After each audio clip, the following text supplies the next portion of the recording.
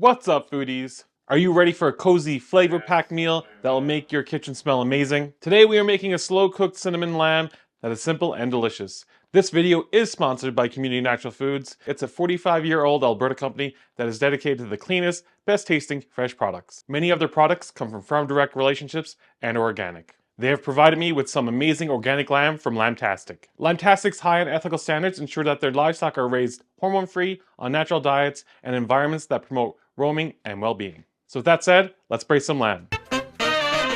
First, we're going to kick things off by warming our oven to 325 degrees Fahrenheit or 165 degrees Celsius. This slow and steady temperature is ideal for braising, which will transform your lamb into a tender delight. Now that the oven's ready, let's lightly sprinkle our lamb pieces with salt and pepper. This initial seasoning is crucial for building layers of flavor right from the start. Now in a large pot or a Dutch oven, heat a couple tablespoons of olive oil over medium-high heat.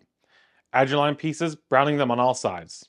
This should take around 3 to 4 minutes. Browning does not only add a rich flavor, but also gives the lamb an appetizing color. Once browned, remove the lamb from the pot and set aside. Now in the same pot, add the chopped onions and minced garlic, diced carrots, and sliced celery. Brown bits from browning the lamb will lend these veggies an incredible depth of flavor as they soften and become fragrant in about 5 minutes. Now stir in a couple tablespoons of tomato paste and let it fry off for a couple of minutes.